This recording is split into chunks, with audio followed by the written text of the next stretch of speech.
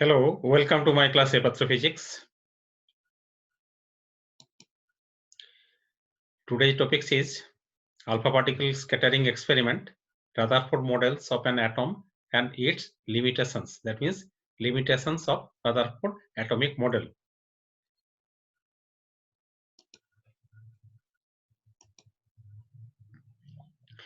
Rutherford's experiment on the scattering of alpha particle by a nucleus. It is also known as Geiger-Marsden experiment. Geiger and Marsden, these two scientists were the associate scientists of the Rutherford. Practically, Geiger and Marsden performed the experiment, and ultimately, on the basis of that experiment, Rutherford conclusion about the structure of the atom, and that is well known as Rutherford's model of an atom. And before the Rutherford, and the atom model was that is the Thomson model, and according to Thomson model, all the positive charge particles are distributed throughout the whole nucleus of whole atom, and electrons these are embedded just like seeds of watermelon, and that is also known as the watermelon model or palm pudding model, etc. And the first scientific model that was given by the Rutherford after the observations of this experiment that is known as the Rutherford experiments or Rutherford Geiger Marsden experiment. An alpha particle is a helium ion, that is a helium atom from which both the electrons have been removed. It has a charge equal to +2 e, and its mass is nearly 4 times of the mass of the proton. Practically, we are saying alpha particles due to its origin. Alpha particles is produced, or origin of the alpha particles in that experiment, that is one radioactive element. And when helium nucleus coming from the nucleus after the radioactive disintegration, then the helium nucleus is known as the alpha particles. But basically it is the helium nucleus. When the two electrons of the orbit of the helium removed, then the nucleus of the helium, that is nothing but the alpha particles. Therefore it has two positive charge because the two electrons are not now present in this helium atom and helium nucleus practically, and the mass number that is approximately 4 times of the mass number of the 4 times of the protons or neutrons, that is mass of the hydrogens. Now, what was the experimental arrangement? It is one schematic diagram of the experimental arrangement of the Geiger-Marsden experiment, that is also known as the Rutherford experiment, and the schematic diagram is given below. It is one evacuated chamber, this one vacuum chamber, and here we have one lead block. Within the cavity of the lead block, radioactive source of alpha particle was kept here, and it is lead because the lead is the heaviest element, non-radioactive elements. The radiations coming from the radioactive sources has least penetrating power through the lead block, and it is also one lead block, and there is a small hole at the central place of the lead block. It is known as a collimator. Collimator means it is a device which is used to make a parallel beam of particles or rays, that is known as the collimator, and that is also made up of lead. And it is one gold foil, very thin gold foil, and when alpha particles passes through that gold foils, almost alpha particles they will passes through they passed through this gold foil, and the alpha particles which passes through this, or if they are deflected or scattered by at angle theta, uh, that scattered alpha particles was detected with the help of a fluorescent screen made up of zinc sulfide, and this alpha particle when strike on the zinc sulfide screen, they produce the blink of light that is known as the scintillation. That means dot of light, and that dotted are counted with the help of microscope, and that is also fitted with a rotatable circular scale, which is not shown in the figure diagram. So with the help of microscope, we can count the dotted, that means alpha particles which strike on this zinc sulfide screen.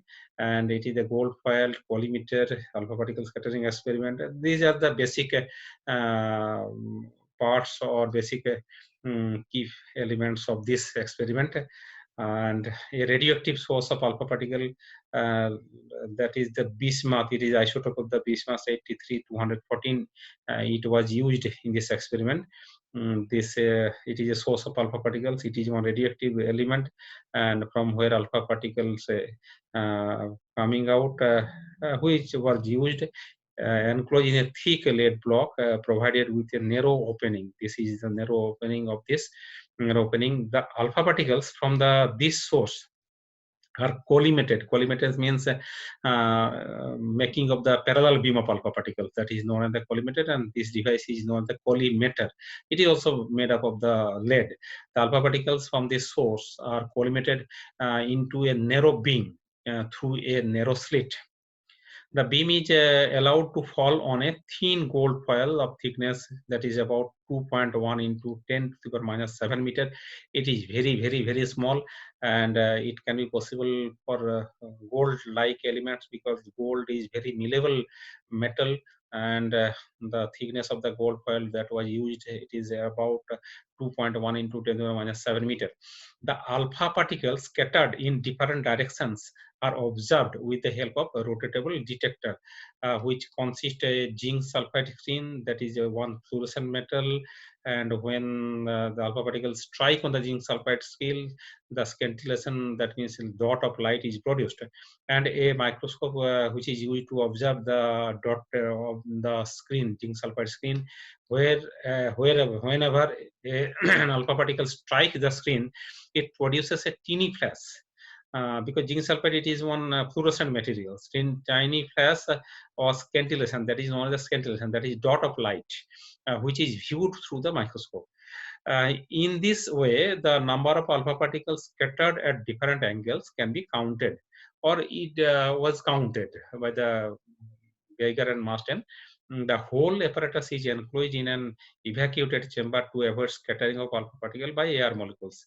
That means it is totally placed within the evacuated chamber. There is no gas or air molecules within it.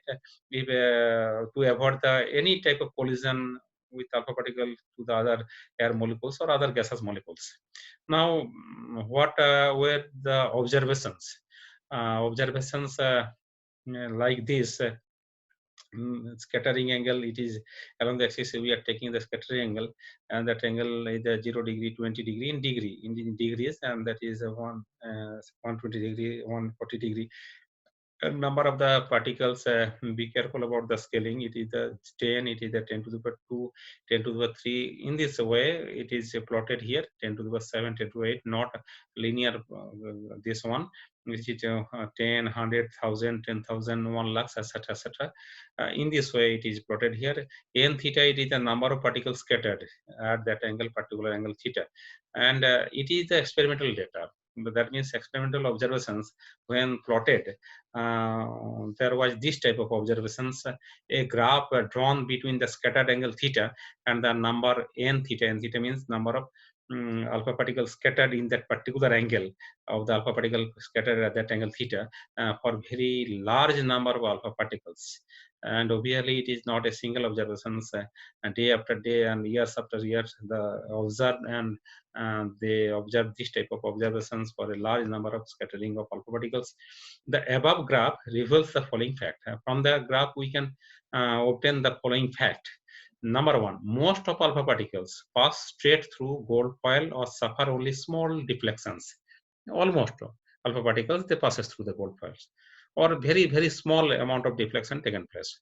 Number two, a few alpha particles, about 1 in 8,000, get deflected through 90 degree or more. Very less number of alpha particle, they get deflected by more than 90 degree angles. And occasionally an alpha particles gets rebounded from gold foil, suffering a deflection of nearly 180 degree. That means rebounds, return back in the same path, and it is very occasionally. and about 10,000 into 1 into 10,000 or 1 into 20,000, etc., etc. Very occasionally, an alpha particle gets rebounded from the gold foil. That means almost all alpha particle passes through gold foil without any deviations or very minimum deviations or deflection from its original directions. Now, significance of these observations or results. Rutherford concluded that following important facts about an atom: as most of the alpha particles passes straight through the foil, so most of the space within atom must be empty space, because there is no collision. Therefore, alpha particles passes straight through the foil. It is possible when most of the space within the atom empty space. Number two, to explain large angle scattering of alpha particles, Rutherford suggested that all the positive charge and the mass of the atom is concentrated in a very small region called the nucleus of the atom.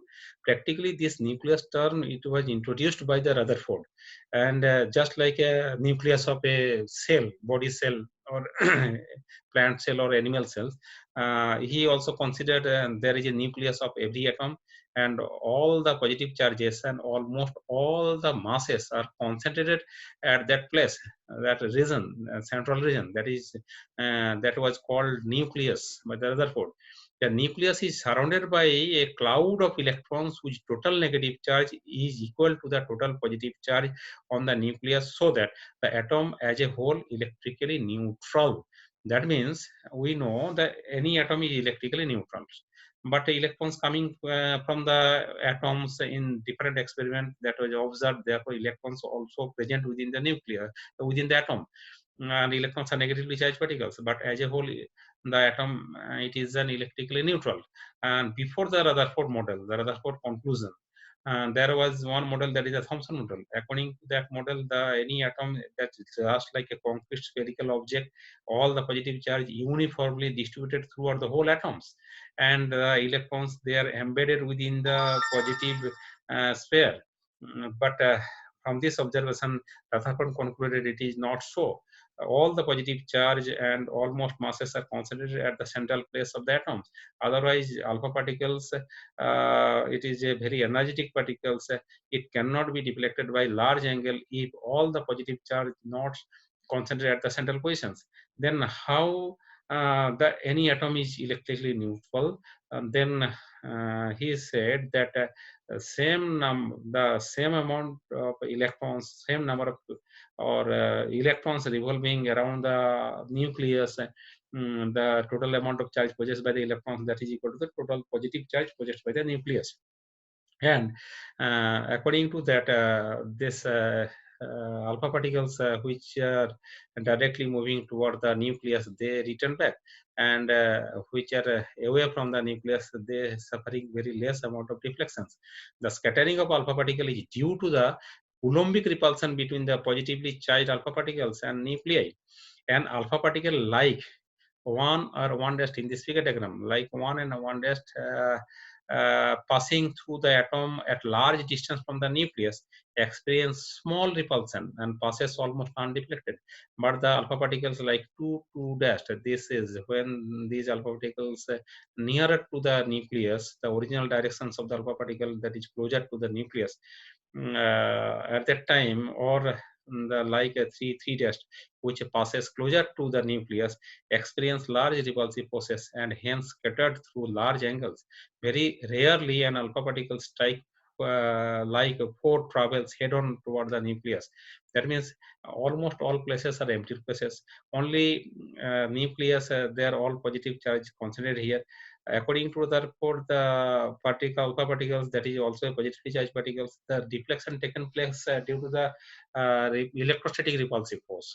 That means here electrostatic repulsive force causes the large amount of deflection, and it is maximum when there is head-on collision. That means alpha particle with the nucleus. That means when any alpha particle which moves directly toward the nucleus, at that time that alpha particle get returned back with by and reflect back by an 180-degree angle, and alpha particles which are moving closer to the nucleus, they get deflected due to the high repulsive force between the alpha particle and the nucleus.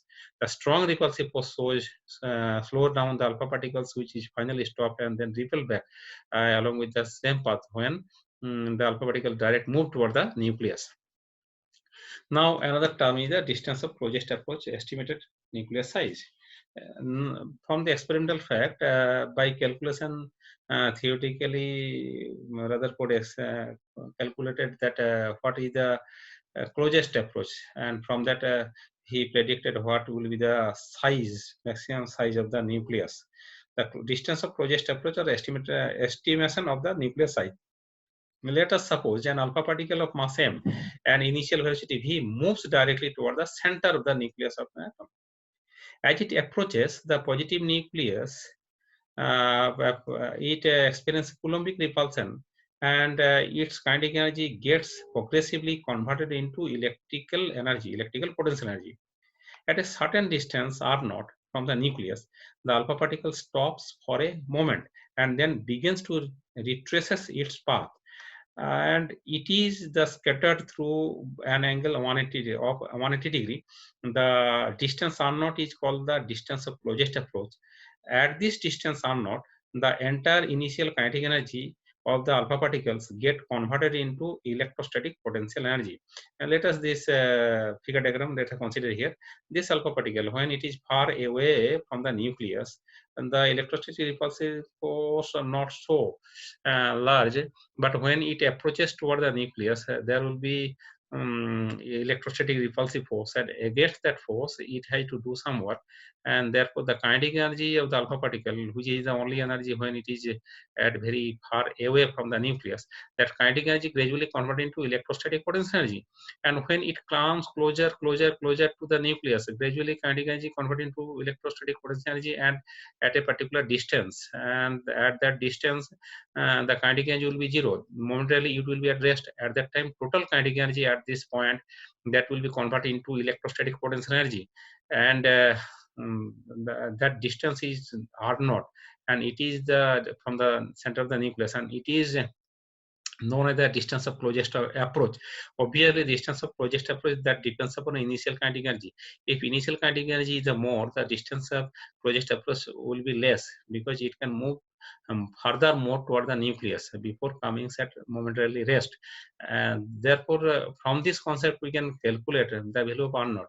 When it is at very large distance, it has only kinetic energy, but when it moves toward the nucleus, the kinetic energy gradually convert into electrostatic potential energy, and momentarily when it is at rest, it has only electrostatic potential energy, and that is equal to the total kinetic energy possessed when alpha particle at very large distance. And from this fact we can calculate this r0. Obviously the radius of the nucleus, it is less than this r0, not more than the r0. And with the help of this fact we can now calculate the distance of the closest approach, that is the value of the r0. Now, the charge of an alpha particle, we know there is nothing but the helium nucleus, there is Q1, there is the plus 2e, E the 1.6 into 10 to the minus 19 coulomb. Charge on a scattering nucleus, that is Z into E, Z is the atomic number of that nucleus, where Z is the atomic number of the foil atom, that means in this case gold atom, the value of the Z, that is 79. The initial kinetic energy of alpha particle, that is half mv square. Now electrostatic potential energy of alpha particle at and nucleus at a distance r0. That means when it is momentarily it was at rest, it has only the electrostatic potential energy, and the value of the electrostatic potential energy, that is a 2e into z into e. It is 2e the charge of the q1, that is charge of the alpha particle, and ze, that is the charge of the nucleus, divided by r0 is the distance of the closest approach. From the electrostatics we know that is k into q1 q2 divided by r, and it is the electrostatic potential energy at that point.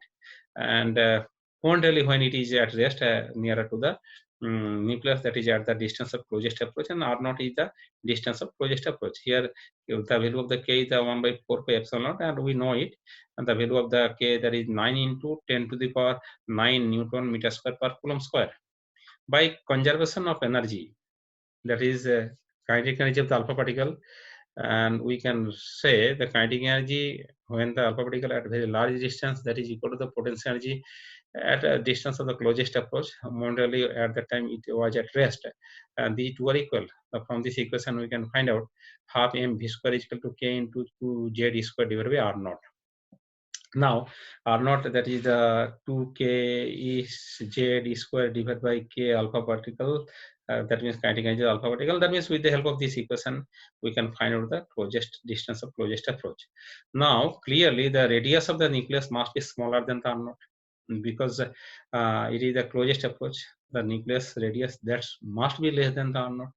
In one of the Rutherford experiment, the alpha particle energy that is coming from the bismuth isotopes, that is 5.5 million electron volt, were used, and therefore k alpha, that is the 5.5 million electron volt, and we know the 1 electron volt, that is equal to 1.6 into 10 to the minus 13 joule, and therefore k alpha, that is the 5.5 into 1.6 into 10 to the minus 13 joule, and atomic number of the gold, that is 79. Putting the value all of these, we get 2 into k means 9 into 9, z is the 79 for the gold, and e square, e means 1.6 into 10 to the minus 19 whole square, whole divided by the energy of this alpha particle, that is the 5.5 into 1.6 into 10 to the minus 13, and from that we get it is about the 4.13 into 10 to the minus 14 meter, or 41.3 femtometer or Fermi. The distance of is considerably larger than the sum of the radii of the gold nucleus and the alpha particle. The radius of the nucleus, therefore, is of the order of Fermi, that is about the 10 to the minus 15 meter. That means from this concept we can say the radius that should be of the nucleus, that should be in the order of the 10 to the minus 15 meter, because it is 10 to the power minus 14 meter, and we can consider the size of the nucleus or radius of the nucleus is less than this closest approach. And with the help of this data and experimental data, experimental fact, it can be calculated theoretically by knowing only the value of the kinetic energy of the alpha particles. We can calculate it theoretically that closest approach is this. Therefore, the size of the nucleus that should be less than in the order of the 10 to minus 15 meter. And after observing all these facts, after finding the distance of closest approach, Rutherford gave one, that is the first scientific model about the structure of an atom. Before that, it was believed that before discovery of the electron, it was believed that any atoms cannot be indivisible, smallest particle of the any element, that is the atoms. But when electrons comes in the different experiment, and as a whole the matter is the neutral, but electrons are negatively charged particles. At that time, there was a question, then how electrons are staying within the atoms and what is the structure of the atoms. Now it is the first scientific model of the atomic structure, Rutherford model of an atoms, and these atoms was given by Rutherford on the basis of the above experimental observations, and by calculation the distance of the closest approach. On the basis of the alpha particle scattering experiment, Rutherford proposed the following model of an atom. Number one, according to Rutherford, what will be the structure of an atom? Number one, an atom consists of a small and massive center core in which the entire positive charge and almost the whole mass of atom are concentrated. This core is called nucleus. That means Rutherford, the first person who introduced the concept of the nucleus, where all the positive charges and almost all the masses of the atom concentrated at the central place, that is not the nucleus. The core is called the nucleus. The size of the nucleus, that is about in the order of the 10 to the minus 15 meter, that means femtometer, is very small as compared to the size of the atom. And already at that time it was known the size of the atom, and on average that is in the order of the 10 to the minus 10 meter. That means the size of the atom, it is 10 to the 5 times of the size of the nucleus. That means 1 lakh times of the size of the nucleus. That means when we consider the whole volume, that is maximum hole volume, that will be 4 by 3 pi r cube as a whole. The maximum space of the atom, that will be empty space, because the size of the atom, that is about around 10 to the power 5 times the size of the nucleus. Number three, third point of the Rutherford model. The nucleus is surrounded by a suitable number of electrons so that their total negative charge is equal to the total positive charge on the nucleus, and the atom as a whole is electrically neutral. That means now there is a question, how electrons are staying within the atoms as a whole. Atoms is electrically neutral, but electrons are also present. Then Rutherford concluded that electrons, suitable number of electrons, the amount of negative charge possessed by all electrons, that is equal to the total charge, positive charge in the nucleus. These electrons are revolving around the nucleus, The electrons revolve around the nucleus in various orbits, just as planets revolve around the sun. And the centripetal force required for their revolution is provided by the electrostatic attraction between the electrons and the nucleus. That means for the positions of the electrons, Rutherford concluded that the electrons are revolving around the nucleus, just like all the planets, they are revolving around the sun. And the necessary centripetal force in the solar system, that is the gravitational force. Here, the necessary centripetal force, that is the electrostatic attractional force between the all electrons and the nucleus. Therefore, this model is also known as the planetary model of the atoms. Just like planet, all the planets revolving around the sun in the different orbits, and necessary centripetal force is provided the gravitational force. Here, similar conclusion concluded by the Rutherford, that all the electrons, they are revolving around the nucleus, and necessary centripetal force, and that is provided by the electrostatic attractional force between the electrons and the nucleus. Now, limitations of the Rutherford model. It was a first scientific model, but with the help of this model, when we try to explain the different phenomena related to the atoms, just like different light emitted when from the atoms, atomic spectra, and the stability of the atom, etc. There we there are some points which cannot be explained with the help of the Rutherford model. Rutherford model can successfully explain why atoms is the electrically neutral, how electrons are staying, the total number of electrons and total positive charge in the nucleus same, or why he successfully explained the different observations of the alpha ray scattering experiment. But there are some other facts or phenomena which cannot be explained with the help of the Rutherford model. There are two basically limitations of the Rutherford model. Number one, according to Maxwell theory of electromagnetism, a charge that is accelerated radiates energy as electromagnetic waves. The electrons revolving around the nucleus is under constant acceleration, and therefore it should continuously lose energy. Due to this continuous loss of energy, the electrons in Rutherford's model were bound to spiral toward the nucleus and falls into when all their rotational energy were radiated. Hence, Rutherford atomic model cannot be stable, while in actual practice an atom is stable. This shows that Rutherford model is not correct. That means it cannot explain the stability of the any atoms. Previously, it was known, according to Maxwell electromagnetic theory, any charged particle which is in accelerated motion, it have to radiate some energy, and that energy frequency, that is frequency of the accelerated charged particles. Here, all electrons, according to Rutherford, they rotates around the nucleus due to the by a centripetal force given or obtained from the electrostatic force. But charged by any circular motion, any rotational motion, that is accelerated motion, and electrons are charged particles. So according to Maxwell, and therefore electrons have to radiate energy, and when electrons will radiate energy, gradually the radius of the electrons decreases due to the loss of energy, and finally they will follow this type of path, spiral path, and gradually when energy decreases, the radius of the path gradually decreases, and the path of the electrons around the nucleus, that will be not circular path, that will be spiral in nature, and ultimately after some while the electrons they will jump on the nucleus, and therefore there will be no independent existence of any atoms.